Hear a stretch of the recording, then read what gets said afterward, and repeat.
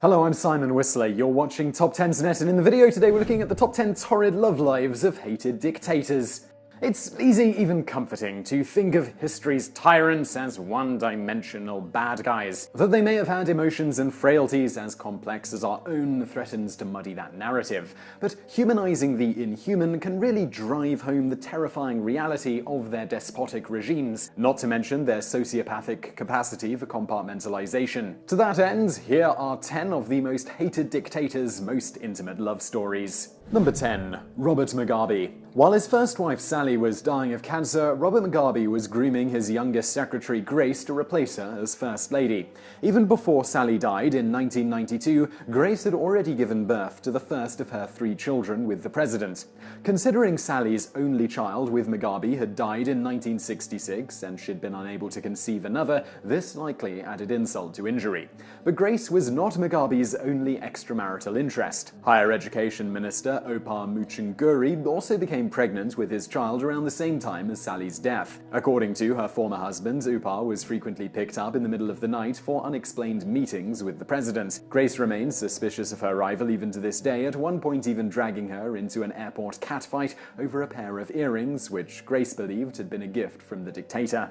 Number 9. Mao Zedong. In his venereal diseased and drug-addled older years, Mao Zedong was notorious for bedding multiple young girls at once. His favorite was the 14-year-old Ms. Chen, who, despite being the daughter of a consequently furious Communist Party member, was singled out for the chairman's exclusive enjoyment. Mao's wife, Yang Qing, was a powerful party official looking to succeed her husband when he died, and she became concerned about their closeness. Finally deciding to put an end to the arrangement, she had the young girl banished to the northeast, desolating the great helmsman and leaving him pining after his younger lover for years. Although he managed to enjoy a brief tryst with Ms. Chen sometime later, Mao tearfully explained that her fate was sealed. She was to be married off by his wife to a man in Nanjing. Number 8. Saddam Hussein. Recalling her first encounter with Saddam Hussein in the summer of '68, Maria Parry-Lampsos describes his eyes as deep and golden, the eyes of a real man. She was just 16 to Saddam's 31, and when they met, she was nicknamed by her friends as the Princess of Baghdad for her good looks, wealthy background, and fashionable imported clothes. To Saddam, she simply became known as Shakra, or the Blonde. During their tumultuous, decades-long affair, Lampsos was stalked, blackmailed, forced to spend time with the dictator, and even thrown in jail when she tried to escape. Despite finally making it out alive and moving to rural Sweden, she apparently still has a soft spot for those eyes.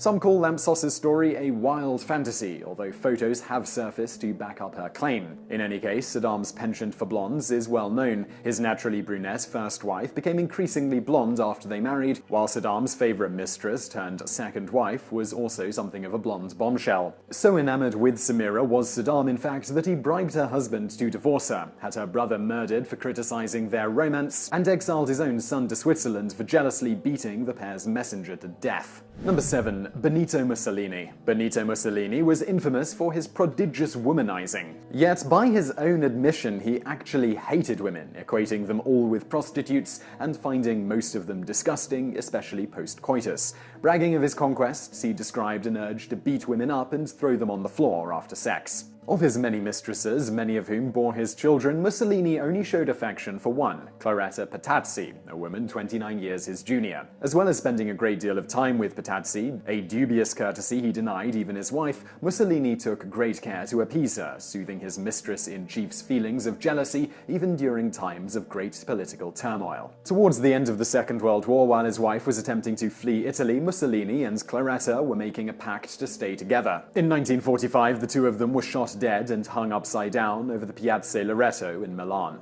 Number 6. Francisco Franco. Unusually for a dictator, Spain's Francisco Franco was celibate for most of his life. According to his personal doctor, the loss of a testicle in battle and serious phimosis, tight foreskin, would have made intercourse prohibitively difficult for the man. But he wasn't much interested in sex. His marriage to Carmen Polo produced only one child, a daughter, and then not for 3 years after their wedding. According to biographers, Franco's true love was always to his mother, to whom Carmen Polo bore some resemblance. Having suffered throughout his childhood at the hands of an alcoholic father who called him marica, or homo, and also broke his his arm for masturbating, the young Francisco allegedly asked his mother to marry him. Such unresolved Oedipal frustrations may help to explain his brutal regime, widespread concentration camps, punitive torture, and fascist executions. Number 5. Nicolae Ceausescu. Despite her proclivity for amateur pornography, which she sourced from secret recordings of party officials and her own alcoholic daughter having sex, Elena Ceausescu was the love of Nicolae's life. The first couple of communist Romania met in 1939 through their shared political activities, and when Nicolae got out of prison in 1947, embarked on a marriage spanning more than 4 decades. Throughout this time, Nicolae only had eyes for Elena, doting on her with countless shoes, expensive gowns, and bizarrely a fraudulent PhD in chemistry. Elena was far from a passive accessory to the Ceausescu regime. She was appointed deputy prime minister by her husband and helped to enforce a harsh nationalist policy that made contraception and abortion illegal, while also levying a tax on childlessness. On Christmas Day 1989, 2 days after the couple's 42nd wedding anniversary, Nicolae and Elena were finally brought to trial for a range of charges, including the genocide of 60,000 people, undermining the national economy, and the subversion of state power. Nicolae was protective of his wife to the end, attempting throughout the rushed proceedings to keep her calm. As their hands were tied for immediate televised execution, Elena could be heard making repeated and outraged demands to be shot at the same time as her husband. Number 4. Joseph Stalin. As a fugitive from Siberian exile before the Russian Revolution, Joseph Stalin holed up with his friends, the Aleluyev family in St. Petersburg. Years later, he is said to have rescued their infant daughter from drowning in the Caspian Sea. Now a young woman of 16, Nadia Aleluyev listened to the 39-year-old revolutionary's tale of adventure and intrigue with a keen and amorous interest, readily falling in love with a man she and her sisters called Soso. Against her mother's wishes, Nadia married Stalin and made a home with him in Moscow. However, she never embraced the housewife role as she was expected to. An early feminist prone to dark moods, Nadia often quarreled with her husband about a woman's rightful place, making several attempts to pursue a career. In response, Stalin purged her party membership. Nadia became especially critical of Stalin during the Soviet famine of 1932 to 1933. Following a drunken row at a dinner party, she shot herself in the night, which, according to her daughter, was a final means of protest. Despite their disagreements, the Man of Steel was broken by her death, like everyone else who knew her, and haunted right up until his own. Number 3. Kim Jong-il. The courtesans of Kim Jong-il, mostly young girls abducted from their parents, were split into 3 groups: the happiness team, the dancing and singing team, and the satisfaction team. Together they formed the North Korean despot's personal pleasure squad, or Joy Division, trained in camps from their teams to fulfill his every whim, from stripteases and boxing matches to violent drunken orgies. But the dear leader's true affections did lie elsewhere. Presumably bored with his official wife and various mistresses, Kim developed a secret crush on the Japanese stage magician Tenko Hikita, also known as Princess Tenko. He opened a theater in her name, collected all of her Barbie dolls, and paid regular visits to her home in Tokyo during the 1980s. When she came to perform an underwater Houdini-style escape trick in the DPRK, Kim ordered that the tank be filled with Evian water to avoid making her sick with his own country's water supply. He also refused to let her leave until she promised to return, keeping her under virtual house arrest throughout her stays in Pyongyang. Even after she got back to Japan, Princess Tenko claimed that North Korean spies were watching her every move. According to some reports, Kim Jong-il had a deep-seated fear of abandonment stemming from the early death of his mother. Number 2. Idi Amin. Comparable to King Henry VIII for his many wives, with often grisly ends, Idi Amin had 5 first ladies as the president of Uganda. The first of these, Mariamu, he divorced for a number of reasons, including a dispute with her brother. In the same year, Mariamu was hospitalized following a suspicious car accident. He divorced his second wife, Kea Droa, because she turned out to be his cousin. When her dismembered corpse appeared at Malago Hospital in Kampala, Amin took their children to see it. Idi Amin's favorite wife was his 5th, Sarah Kiolaba, who remained loyally complimentary of him until his death from cancer in 2015. He met her as a 19-year-old go-go dancer in the Revolutionary Suicide Mechanized Regiment band of the Ugandan Army. The fact that she was already in a relationship with a musician and pregnant with his child served as no impediment for the besotted Big Daddy. He made the boyfriend disappear and declared the baby his own. Number 1. Adolf Hitler.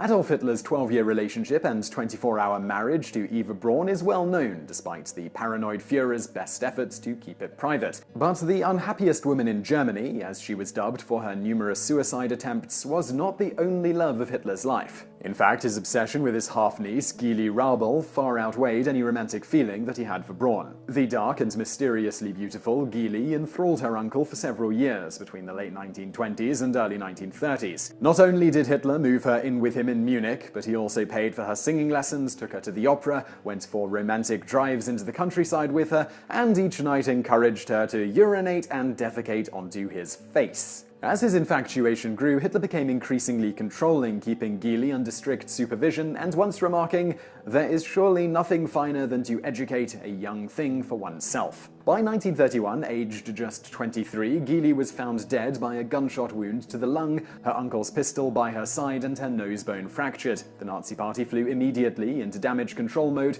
chalking her violent suicide up to jitters over an upcoming music recital. They even went about selecting a replacement for Hitler, just in case the scandal finished his career. According to speculation in the press, Hitler had murdered Gysi or forced her to commit suicide upon discovering her intention to marry a Jewish lover in Vienna.